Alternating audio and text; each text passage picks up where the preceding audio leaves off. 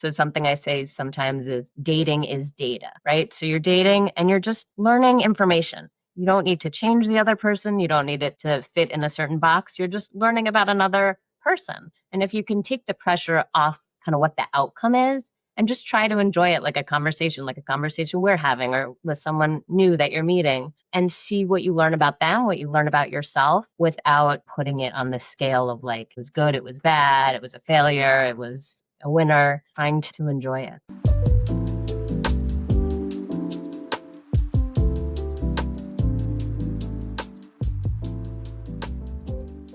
Hey everyone, welcome to the Naked Truth with Lauren Season 2. Welcome back if you're a Season 1 listener, and welcome for the first time if you're tuning in for the first time. We are going to be talking all about the messy realities of navigating your 20s this season, and I am promising you real, stripped-down conversations about work, friendship, dating, self-worth, and the growing pains that no one warns you about at this age.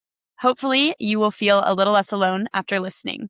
I'm your host, Lauren, a 29-year-old professional living in DC, passionate about creating spaces for open conversations and building genuine community. And I am so glad you're here. Thank you so much to our Season 2 podcast sponsors, Kelly Miller, Marika and Batman Pierce, Pauline Shu, and Jenny Porter. I couldn't do this without you. So first, we want to take a breath together to just ground ourselves and calm our nervous systems and arrive in the space. So we'll do 3. So we'll inhale, hold, exhale, hold, inhale, hold, exhale, hold,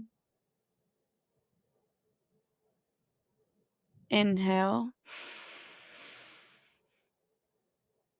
hold, exhale, hold. How do you feel? Good. Needed that. Felt good. Yeah, same. Awesome. So we talk a lot about imposter syndrome at work, but what about imposter syndrome in our love lives? Today, we're diving into the trenches of dating with Dr. Laura Finkelstein. Dr. Laura is a licensed psychologist who also serves as the director of George Washington University's Counseling and Psychological Services, which supports student mental health and personal development. Before joining GW, she worked in health and well-being at 5 universities all over the U.S. Dr. Laura's work addresses anxiety, depression, academic and career concerns, trauma, relationship issues, and more. She is an expert in the growing pains of your 20s and writes the brilliant Split Decisions newsletter, which helps people navigate the complexities of breakups. And now she is here to remind us that our worth isn't defined by a LinkedIn title or a ghosted text. Welcome to the podcast, Dr. Laura. Thank you so much, Lauren. Really excited to be here and to have the conversation with you. Yes, I'm so excited to catch up. So for our listeners, we met at the Mental Health America conference in DC last October. So it's been about 6 months, and that was really, really cool. I think we met in a session about AI tools and mental health. Totally. That was a great session. I think we were just sitting next to each other, connected, and compared notes and talked about some overlap and synergy. Yeah. I was like, you'd be a great guest for the podcast. Like, let's go. And you were down. Yeah, totally. Before we jump into it, did I leave anything out of your bio that you wanted to add? I think that was mostly it. I will add that I have a small private practice. So throughout my time at different universities, I've also maintained a few clients that I see in therapy and mostly talk about the same stuff, relationship issues, identity concerns, things like that. So I have a couple clients now. It's pretty small since my work at GW takes up a lot of time. And how long have you had your private practice for? So in DC, it's been about 10 years. And then I had one in Denver when I was there years ago. So total 15 years. Okay, awesome. That is so cool. Yeah, it's nice. In my role at GW now, I do a lot of kind of oversight and supervision, but I love seeing clients. So this kind of gives me the opportunity to do both. Very, very cool. Okay, so as an icebreaker, at the beginning of each episode, I like to ask guests, what has been your high and low of the past week? So what has been your high and low of the past week? Great question. So I think my high was last night, actually. My husband and I went to an Oscars party, and we were supposed to dress up like the different characters, which I didn't totally do, but then there were ballots and games, and we just had such a fun time with it with a bunch of our friends. So that was my high. And then my low has just been this weather, this kind of pattern of weird weather. And then today, when we're recording, there's this kind of predicted tornado, which is unusual for DC. So kind of navigating that has been my low. So for our listeners, this episode will not come out right away, but today is March 16th, and we're getting weird warnings in DC with the weather about potential tornadoes, heavy winds, maybe some hail, some crazy rain, storms. Like it's kind of crazy. There's schools I know in Virginia that are closing 3 hours early. Yeah, we've just had weird weather this year with the ice week. Yeah, the snowcrete, the snow concrete. Yeah. It's been really crazy. It's like Mother Nature is confused. No. And it's really hard to prepare for, like walking around the city and stuff. Yeah. Okay, so let's get into dating, the topic of interest for today. So I know that my listeners often feel burnt out in the DMV area by the effort of dating in a high-pressure city like DC. And I'm wondering, from your perspective, why do we feel like we have to optimize our dating lives the same way we do our careers, which we focus so heavily on in DC? Yeah, for sure. It's such a great question. My experience is that people in DC generally are really driven, really motivated. As you say, a lot of folks come here to further their career and they really have goals in mind. So that whole kind of orientation has actually helped a lot of people in a lot of ways. It's helped people get to where they are in their careers. And so I think we naturally just kind of generalize and think, well, I should be able to kind of apply that same mindset to different areas of my life to kind of get to where I want to go with it. So I think part of it is the folks we kind of have in DC, and part is just how our brains work of like, well, if it worked here, it'll work somewhere else. And the thing is, and I would even say with dating for sure, part of that is helpful, right? That helps motivate us, that helps go on dates and, try to meet folks and to be better at it. I see it as kind of a bell curve of part of those things really help us and motivate us in dating. And then once you kind of get over that and it's too much, then it's really hindering us and we're getting really stressed about it. Or maybe not sleeping, we're totally consumed by it. And so one thing I try to talk to my clients about is dating is maybe a piece of the pie, but I think at different times it can feel like it's everything. It's just like consuming all our thoughts and our actions. And so really trying to maintain that balance of all the other things in your life that bring you joy, that are comfortable, and that are exciting. And so to not overemphasize that as too big a piece of your life. Okay, yeah, that makes sense. Sometimes it feels like I need to find my person right now. And then you over-index on going on dates and stuff. And maybe it's not working out. Maybe it's the timing, maybe your mindset, like maybe you're not in the mental headspace that you're functioning at your best to be open and receptive to a romantic relationship or loving feelings. And so you want to make sure you're not giving up on the other areas of your life and not doing hobbies for yourself or hanging out with friends, because friendships are just as important, if not sometimes more, than a romantic partner or interest. Yeah, absolutely. And was just talking to a friend about this the other day, but I also think there's such a societal pressure to date and to be in a couple. I remember this when I was single, kind of always getting questions. Are you dating? How's it going? So it ramps up that pressure on it. And so another thing you folks might consider is talking to their friends about it and say, I don't always want to give updates on dating. I'll let you know if it's something exciting I want to share, but just try to decentering it from connections to other people. That's really good too. Yeah, I do feel like our society puts the most worth on people if they're in a relationship or a couple and kind of disregards in a way single people. I loved my single years. Like right now, I'm currently in a long-term committed relationship, which I love as well. But I really learned to love the amount of time and energy I had to put into myself when I was all by myself and I could do whatever I want, like whenever I wanted. And even living alone, you're never going to have that much time for yourself in the future if you want a relationship and a family. So to just cherish it, like while you're young and you have it, rather than just like rushing through it to get to that partnership that maybe you jump into because of the pressure like in society and it might not be the right one for you. Absolutely. I feel the same way. I loved my single years too. And I think there's so many things to enjoy about it. And I do think it helps prime you for meeting a match that fits because you're not feeling like you're searching for this missing piece.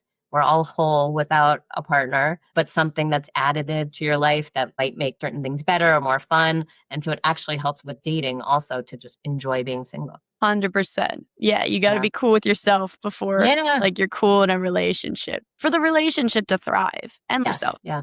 I love that. So for the person who feels like they are failing at dating, do you have a simple framework or mantra that you can offer to help them detach their self-worth from their relationship status? Yeah, that's such a good question and a big one. And I know that people feel like they're failing. And to me, it's just shifting the whole perspective on what dating is.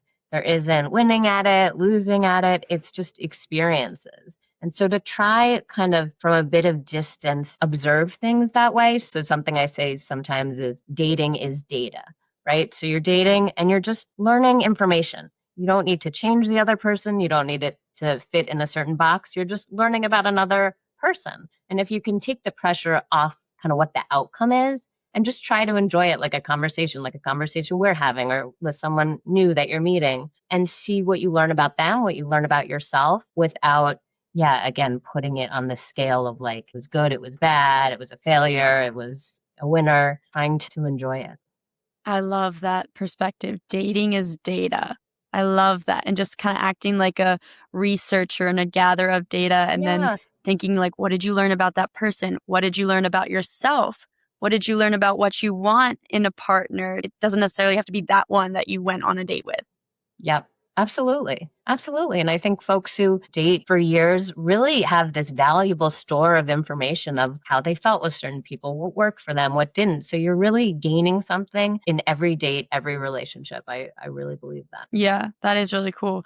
It reminds me too, when I met my girlfriend, I actually met her at a singles mixer in DC, April 1st of last year. Before that, like a year plus before, she wasn't in great mental headspace, but then she worked on herself. She put in the work. She was in therapy. She got to a really good mental headspace and she kind of let go of the outcome. She really wanted to find her partner and a significant other. And she kind of just manifested that the year before we met and put it out into the universe. Like, I know I'm going to find my person next year. I know this is going to be my last time spending Christmas as a single person, let's say. And then she put in the work to find her person and she signed up for 2 dating events. And this was the second one that she had gone to that we met at. And she said her previous self would have gone into it putting a lot of pressure on herself to be like, oh, this might be where you find your person. And if you don't walk away with someone's number or having a connection, then you failed at dating, like we were talking about. But Hmm. this time she was talking to her sister and her cousin who she's close with right before going to this dating event. And she was like, not thinking too hard about it. She was like, I'm just going to go. Like, I'm proud of myself for putting myself out there. Who knows if I make a connection or not? Let's say I don't connect with anyone romantically. Well, I could meet friends. You know, there's other possibilities that she opened herself up to and that she's just intaking the experience and grateful for the experience and just like chatting with new people. Yeah. So that's the mindset she went into it with. And then we met. I love that. I love that story. I think, yeah, it speaks to, you hear people say you find it when you're not looking for it. I've never loved that because I do think that you can really date intentionally and know what you're looking for, and that can be helpful. But to me, the not looking for it is just quieting the noise in your mind about the outcome, about has to happen a certain way, it should be a certain way, and just being really open. I think that makes it more possible to meet someone and just makes life more enjoyable. Yes. I agree. Easier said than done. Yes. But it is a really good reminder for everyone out there just to kind of let go, because you can only control so much of life. You can't control everything, and you can't control others' inputs and actions. So you just kind of have to vibe with it, Yeah, for sure. Let's get tactical. So I have a couple questions that maybe you could share tools that could help our listeners implement right away into their lives to enhance their dating experiences. So my first one is, how do we identify our dating non-negotiables without feeling like we're being too picky? This is such a great one. So first we'll say, I don't believe in being too picky. And we hear it a lot. I heard it a lot in my dating life before I met my husband. And I think for one, it's minimizing. It's other people saying this thing that you're saying is important isn't actually important. And what I find is, when I hear people's preferences, they generally don't sound picky. Maybe on the surface it sounds like something, but if you kind of dig deeper into like, why is this important or why did this person turn you off? It generally speaks to something more kind of at the core of who they are. So I would encourage people to not think of themselves as being too picky and not tell other people that they're being too picky, because I don't think it's helpful. Second thing is, so as you're thinking about what you're looking for or not looking for, focusing more on your experience of something than the behaviors. So, for example, let's say on the surface, you're saying, well, I want someone who has a job that makes a certain amount of money. So what I would ask you to consider is more, how do you want to feel with the person that you're with? So maybe it's, I really want some financial security, or I want to just broadly feel safe and comfortable, or I want to feel like it's really even and we're both contributing. So trying to take it away from this thing about a specific person and how you feel in the moment. And then you might find that there's something that was on your sort of technical list that actually in the moment you feel differently. You meet someone who has a job that the salary is less than you thought, but you feel really good when you're with that person. That needs to be really taken into account, I think, more so than kind of checking off the list about the other person. Thank you for sharing. And I want to go back to the first half of what you said, because I had a follow-up. Yeah. Interesting that you said you don't believe in being too picky. I actually disagree. Okay, let's hear it. And I want to present just like an example and get your thoughts. So I have a friend, or I know a person who really wants a significant other and has trouble dating and finding a long-term partner relationship. And he's tried different experiences, like whether that's the apps or in person or whatnot. He's putting in the effort. And to that, I say kudos. When I ask about feedback on his experiences, or like why he didn't like a specific person that he went on a date with, why he's not following up with them, why it's not working out for him, he'll often be like, I didn't find her attractive, or I don't know, I just didn't think she was that cute or pretty, and I didn't feel that like chemistry between us. And it's often like the same things over and over. But maybe there's other things beyond the surface level, like personality traits or shared interests, which checks some of his boxes, or I think from my perspective would be a good fit for him. And so I sometimes worry, and I think he's voiced this to me, or we've talked about it at some point. He's maybe thought to himself before, am I being too picky? Is something wrong with me? What's going on? And I've had that thought from my perspective as well. So I'm wondering like what your thoughts are. So the attractiveness piece, for one, I think is really complicated. And again, with sort of the second point I was making, I would encourage folks to have less of a checklist of like, they need to look exactly like this and do this, and more like it's the overall attraction that they feel. And people have a wide range, I've found, of that being of the level of importance in relationship in terms of being attractive to the other person. I think for some, it really is like the top priority. That's what connects them to the other person. They, maybe have different hobbies, have different aspects to their personality, but they want to feel really attracted.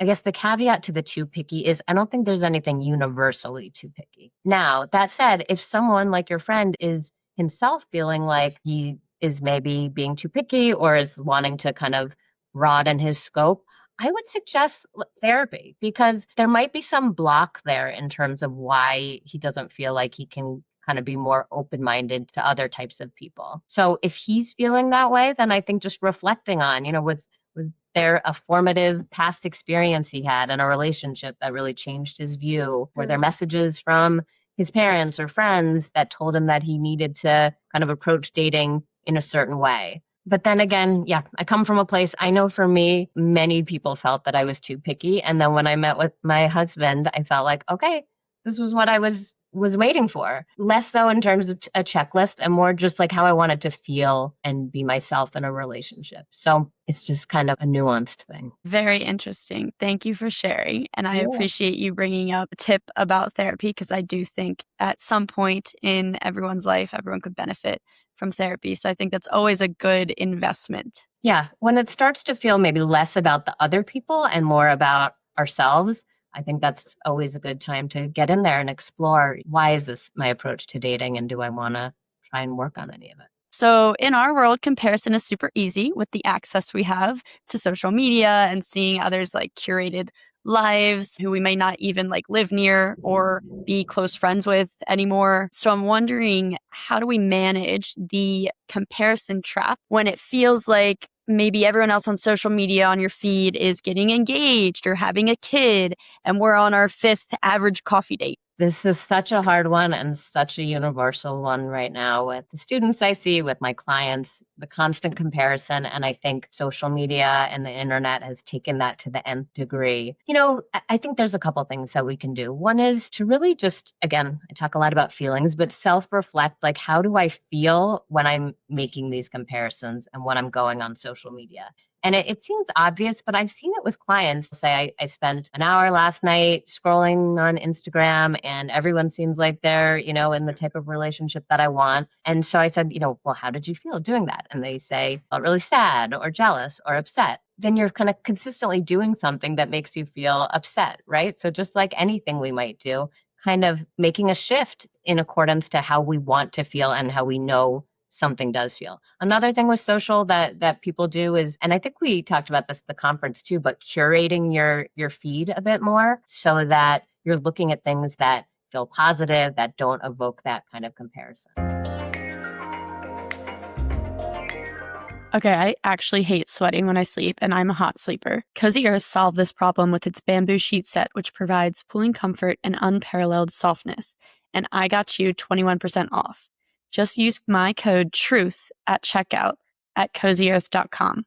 If you use code TRUTH, TRUTH, at checkout at cozyearth.com, you'll get 21% off. And if you forget, use the link in the show notes for all the details. Apparently, Oprah has included Cozy Earth on her favorite things list for 7 consecutive years, so you know it's got to be good. More Labs Morning Recovery is the #1 alcohol recovery supplement that helps you wake up clear-headed and refreshed. It comes in handy whether you've had a late night out, a long workday, or just need a boost. Their clinically proven formula is powered by DHM, which is a plant-based ingredient that helps the liver process toxins efficiently, fights fatigue, and reduces sluggishness. Enjoy 25% off with promo code NAKED at morelabs.com. It's promo code NAKED, NAKED, at morelabs.com for 25% off. Or use the link in the show notes.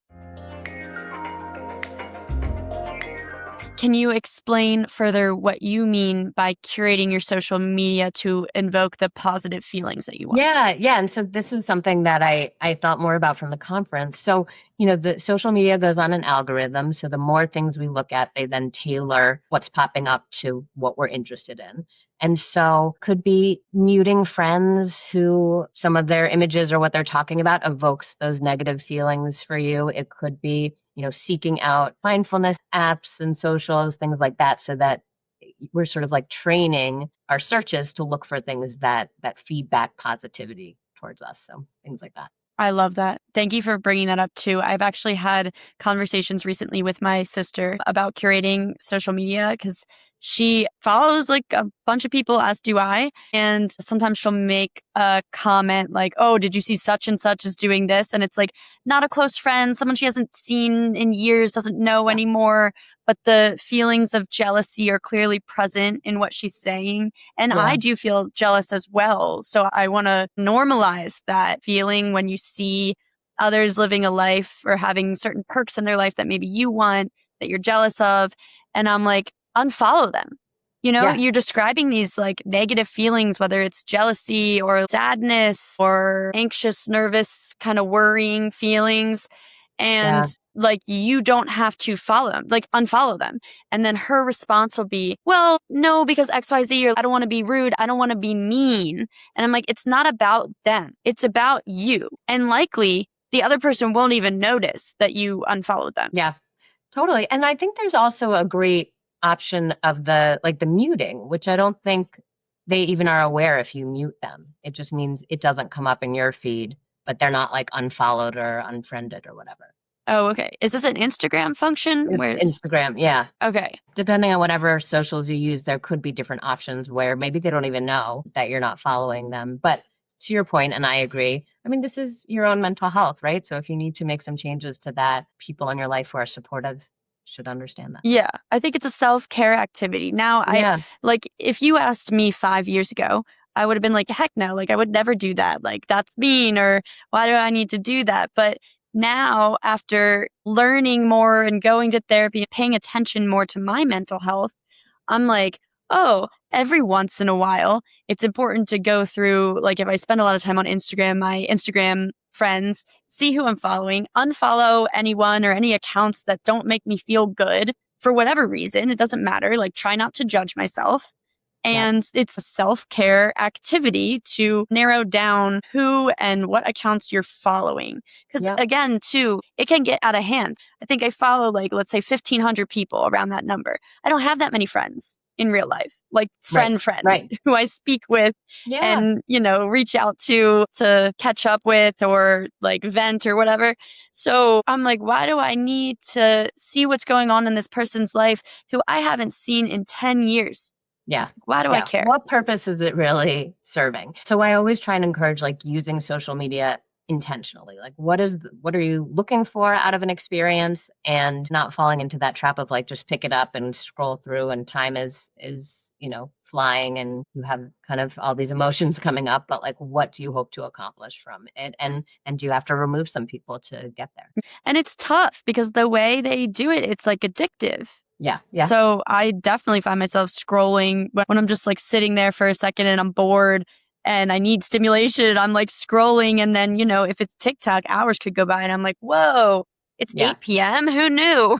Yeah, totally. I'm like, wait, what did I do with all that time? And you're right. It seems so obvious to check in with yourself and see how you're feeling, but it's not. I don't even do it. We don't stop to like think about how we are feeling in this world of like constant stimulation and access to all this information, whether that's like visually or by text or whatever. I could scroll social media and then get off and not even clock those feelings or stop to check in with myself and be like, oh, I am actually feeling behind because of all of these people I just saw around my age who are getting engaged or just got married or adopted a dog. And let's say like, I want a dog, So it's like, I didn't stop to think about how that made me feel. And I just kind of like move on. For sure.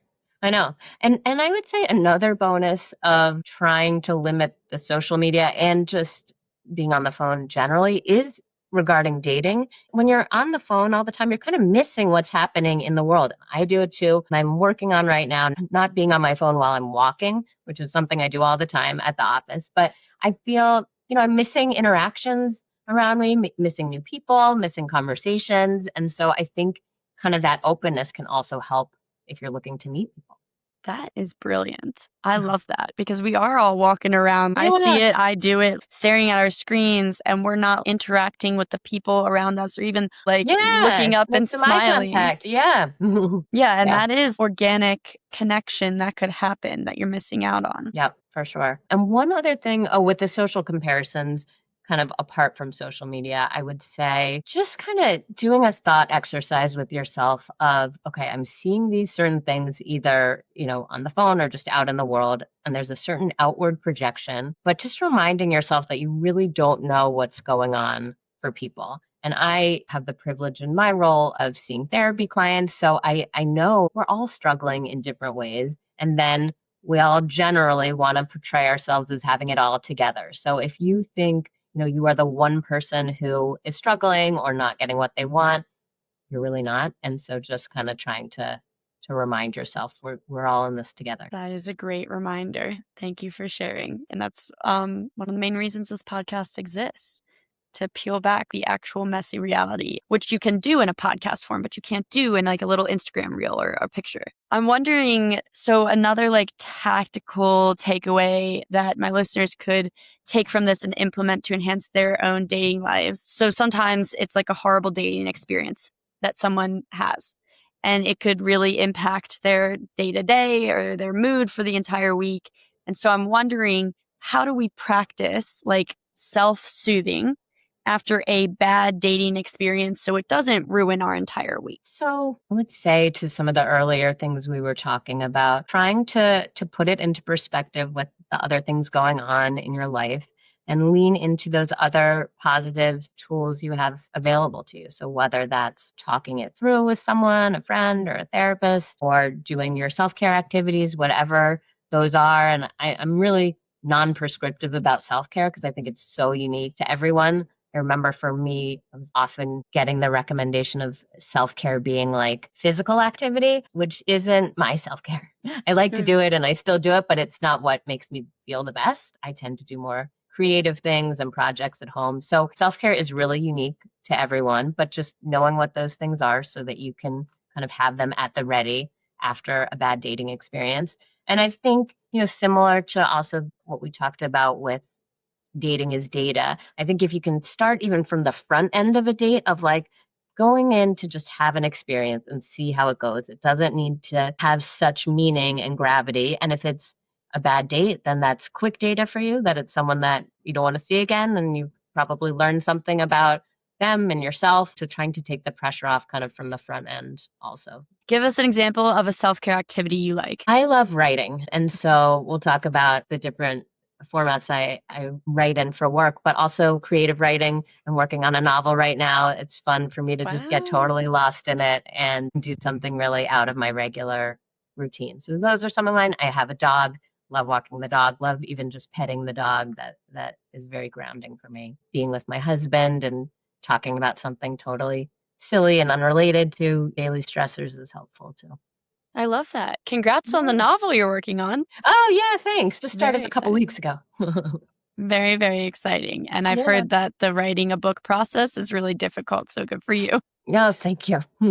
Let's talk about split decisions some more. So can you describe what split decisions is? For sure. So split decisions came from some of my personal experiences. And then in grad school, I started to study it. So I was really interested in grief after initiating a breakup with someone.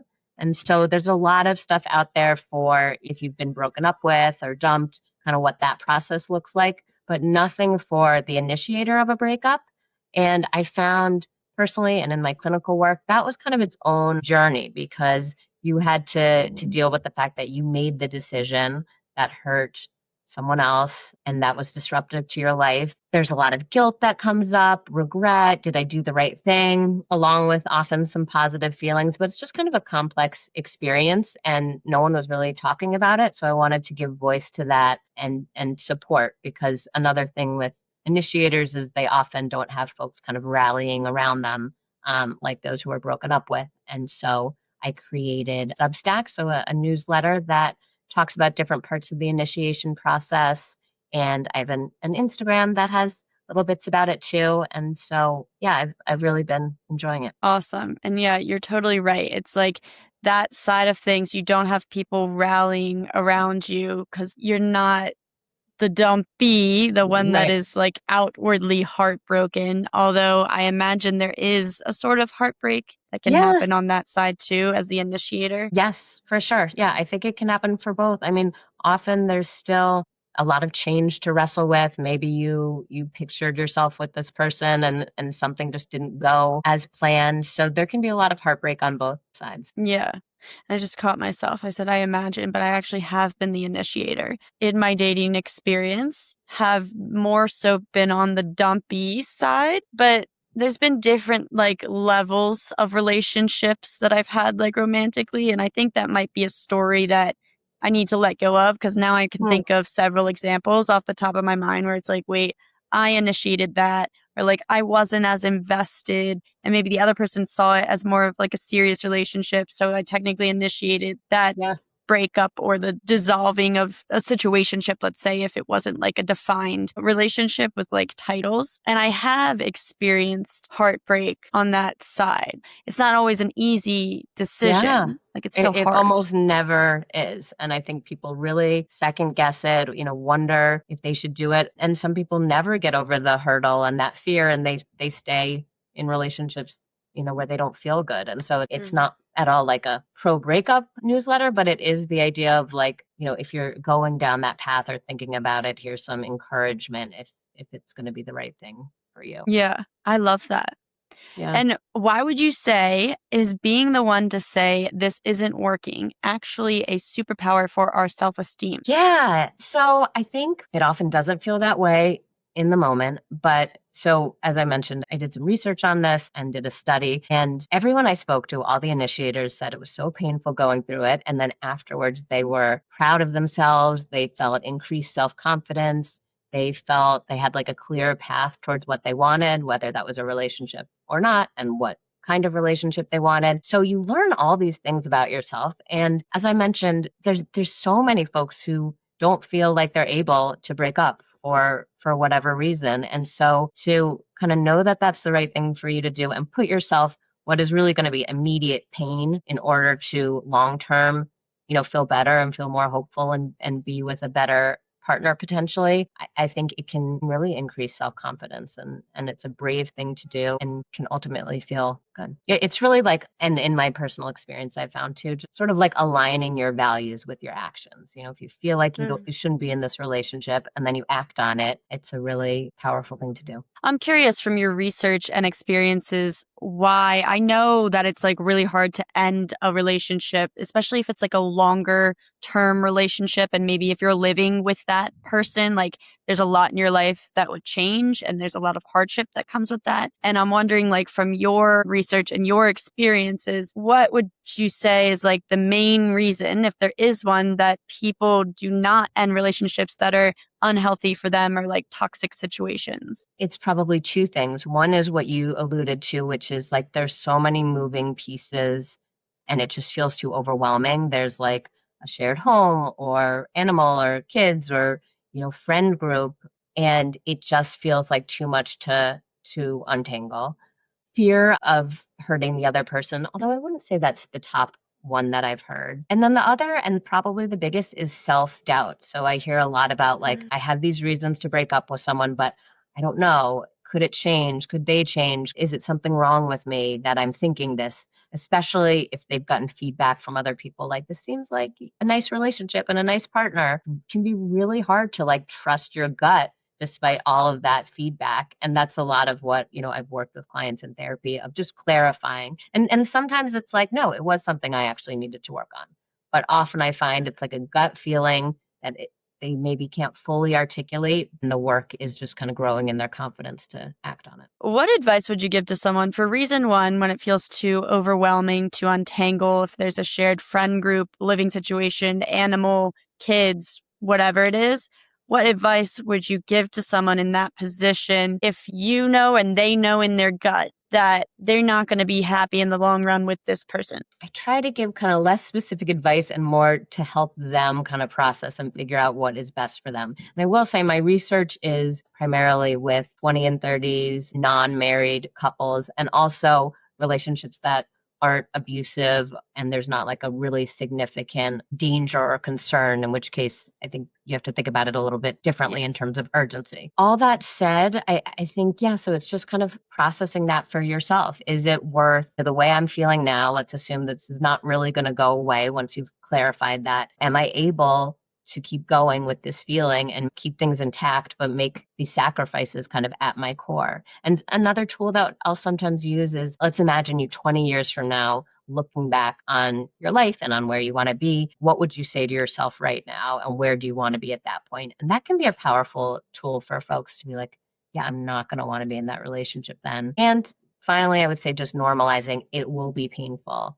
99% of the time, a breakup is very painful. So it's sort of accepting that for your future self. I like the tool of thinking of yourself in 20 years and what advice would you give to yourself now? I feel like we don't do that often. Totally. And I would say in my research, maybe 100% of the folks I've talked to have said they wish they did it sooner.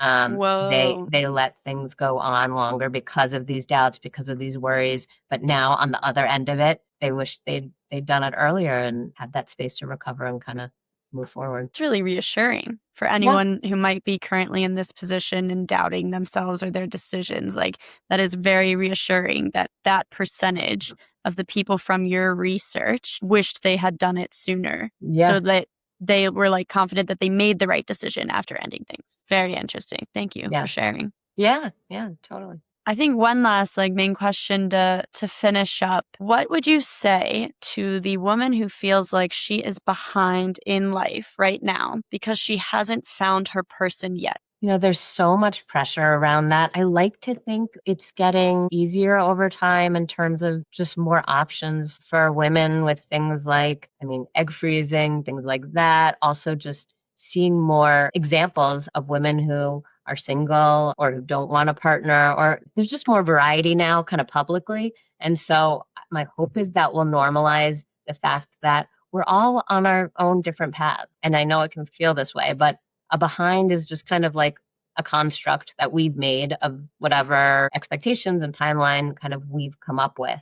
And so to really try to challenge that and take ownership in charting your own path, I think it's a real wonderful thing to be able to do. I remember a good friend of mine said to me something she admired about me was that I charted my own course because I didn't really follow what a lot of the people around me were doing. And that just made me feel so good and empowered in it. Not like I was behind, but like I was doing what was right for me and not letting those pressures dictate how I was going to live my life. So I think it can be an empowering thing, but it takes a bit of a shift in how we're thinking about things, and also can be helpful to do less of that comparison that we talked about. Kudos to you. And also, yes, representation is key. Yeah. I like how we're publicly seeing different paths and people being themselves, and actually more and more women choosing to be single or freeze their eggs and make that a public process. I know a couple people in my life friends network who have done that, and it's more talked about and normalized now. And then also women choosing not to have kids, going against the traditional way of thinking or how society has normalized this worth that they put on women specifically, more so than men, I believe, and the marriage, kids path. But everyone has a different path, and that's not right for everyone. And seeing that, having people publicly out there is so empowering and so important. Absolutely.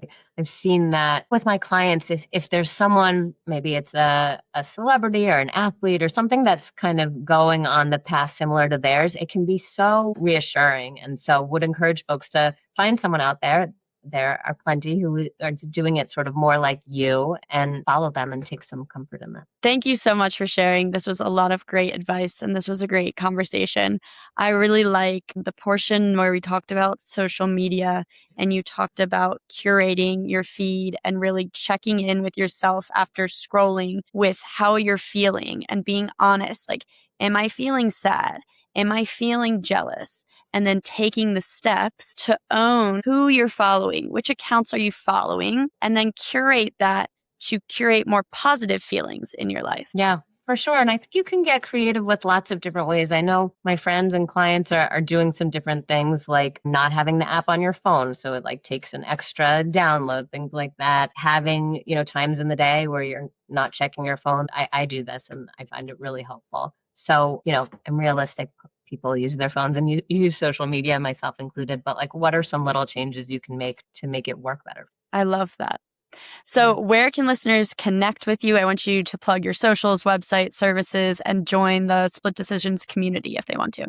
Oh, thanks, Lauren. Yes. So listeners can follow me on my Substack, Split Decisions. And I also have an Instagram for Split Decisions. So I write about every week or so, I'll put an article up in both spots. And for my private practice, which is pretty small right now, but I'm always happy to connect with folks and refer them if I'm not available. My website, drlaurafinkelstein.com, has all my info there. I'm planning to run some therapy groups, I think, in a few months here. I didn't mention this, but at GW, I run our healthy relationships group for the students, and we do it every semester. They come in with kind of all different concerns around romantic relationships, friendships, family relationships, and it's really awesome. So I'm planning to do something like that with my private practice too. Wow, that is so cool. I love that. Is this an in-person thing? Is this a virtual thing or a hybrid? Yeah, so the one at GW is in person. The one in my private practice will probably be virtual. Yeah, I got to figure out the details and put it on the website. What I've loved about doing it, I've done it for years in different spaces, but it's kind of, you get this in vivo experience. So if you come in and you're like, I don't know why things aren't working out, I don't know what I'm doing, then you have this group of some other people that you learn to trust, and they'll say, hey, Lauren, I think, when you said this, I kind of took it this way. Like, I wonder if this is what's coming up in some of your other relationships. So rather than just a one-on-one with a therapist where you're sort of describing how your relationships are, the group lets you kind of enact how they are and give some real good examples and feedback. So it's pretty cool. That's awesome. Yeah, you get that peer feedback too. Yeah. I don't think I've been a part of a therapy group, but I was actually just re-listening to my mom's episode from season 1. And when things took a turning point in her life where she kind of hit rock bottom and then came back up and had really positive experiences with like the therapy environment in particular, it was a woman who she found who had a private practice, who had a women's group, like a therapy group. And she joined that. And from there, it helped like normalize her feelings and feel safe and open up and feel less alone in her struggles. Yeah, they can be so powerful. I mean, I think people tend to be pretty reluctant to join them, much more so than individual therapy. They're nervous about it, but I've seen such lasting, powerful kind of effects of group therapy. I love that. Thank you so much for sharing. And I'll include everything in the show notes so it's easily accessible for the listeners to check out. Great. Thank you again for this conversation. I really enjoyed catching up and hearing about all of your advice on navigating your 20s and the ins and outs of dating, because it can be a tough world out there. Yep, it definitely can. Thank you so much, Lauren. It's been great to chat, and I love what you're doing with your platform. It's really exciting. So thanks for having me. Thanks for listening to The Naked Truth with Lauren. If you like the show, make sure to subscribe, rate, and review it on whatever platform you're listening or watching. It helps other women just like you to find the show. And if you have a friend who needs to hear this episode, share it with them. If you want to hear more from me, sign up for my Community Gratitude Practice newsletter at thenakedtruthwithlauren.com. You'll receive a quick dose of gratitude every week to help shift your focus from what's missing to what's meaningful in your life. And you can follow along on Instagram at thenakedtruth.pod for more inspiring content. Catch you on the next episode.